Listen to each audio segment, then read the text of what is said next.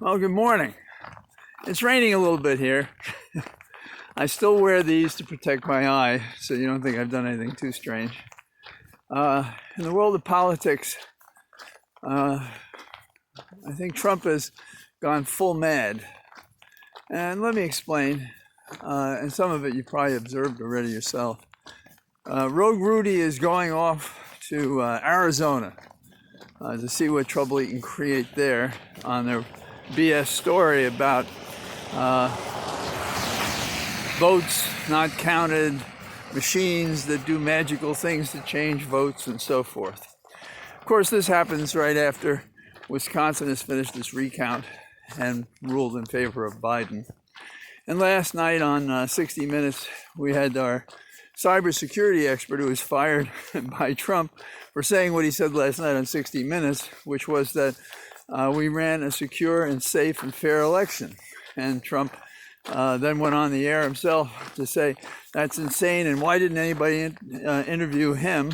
And he spent his time, interestingly, attacking the Justice Department and the FBI for not routing out all these false claims he's making.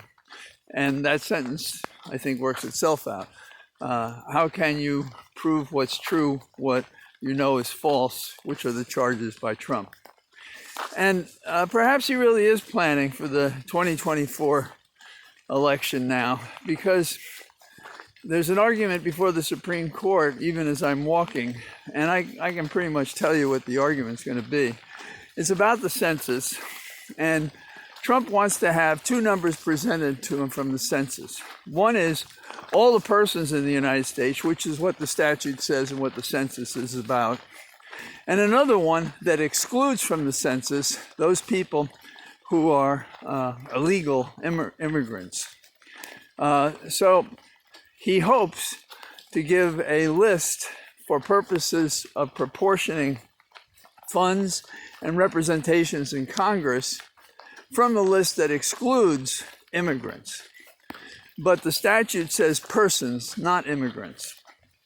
So what he's looking to do is to shift power from those states that may or may not have more immigrants. California is perhaps one of them. But the interesting problem that no one seems to address, and maybe they are in the argument now, is there was another Supreme Court decision not too long ago that said the president may not ask anything about your immigrant status. In other words, how do you find out who those immigrants are in the census when you weren't allowed to ask the question in the first place? But that's like everything that Trump does. You know, it's always half-assed. What else can you say? In the meantime, while the president is going to fight till the last moment, and he's beginning to look like one of these sad characters who basically, the delusions are so great as he expresses his beliefs that he appears to be schizophrenic. And I sat sometime as a civil justice, and I know nobody's supposed to do this, but he could just be a mad liar telling the biggest lies he can, but he's investing so much energy in it. It's not that we were taking him seriously before, but how can you take him serious now?